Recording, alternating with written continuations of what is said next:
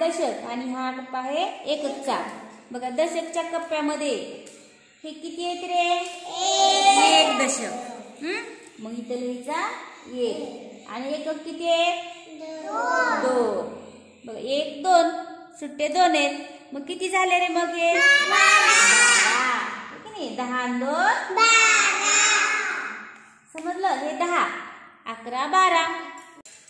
आता बघा या दशकाच्या कप्प्यामध्ये किती दशक ठेवलेत रे मी?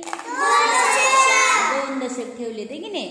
आणि पुन्हा नंतर बघा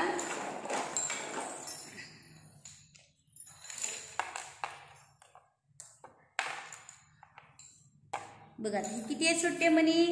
4. 1 2 3 4.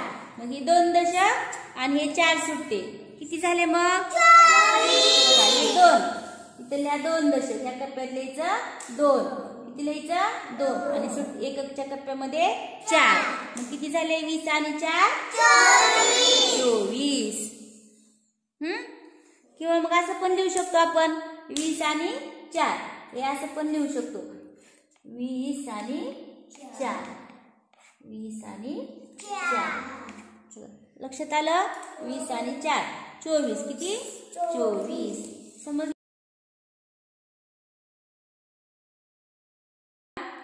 मोजा तुम्ही दशक. 3 दशक. किती थे?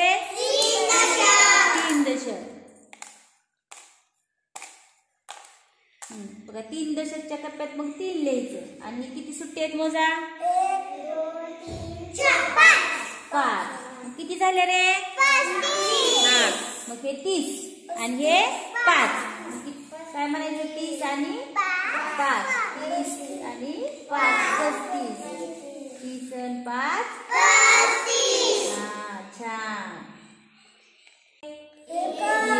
एक दशक आणि सुट्टे किती झाले? 10 आणि 4 एक दशक म्हणजे 10 आणि हे 4 10 आणि 4 14. किती माळा आहेत ह्या? 2 म्हणजे 2 दशक. माळा 2 आहेत म्हणजे किती झाले? 2 दशक झाले. आणि बघा 1 2 3 4 5 आणि 6. सुट्टे किती आहेत? 26. अरे सुट्टे म्हणी किती आहेत? 6 म्हणी सुट्टे आहेत. आणि माळा किती आहे? 2 म्हणजे 2 दशक. दशकाच्या कप्प्यात 2 लिहायचं. आणि सुट्टे किती आहेत? 6. म्हणजे किती? 2 दशक म्हणजे 20. 10 आणि 20. 20 आणि 6 20 आणि 6 26. समजलं सगळ्यांना? अशा प्रकारे आपल्या पाठ्यपुस्तकामध्ये पान नंबर 54 वर काही तुम्हाला असे कप्पे करून दिलेत दशक एककाचे. आणि त्या ठिकाणी दशक एककाचे चित्र पण दिलेले आहेत. त्या तुम्ही घरी गेल्यानंतर त्या पाठ्यपुस्तकातले दशक आणि एकक मोजून संख्या लिहून आणायच्या उद्या.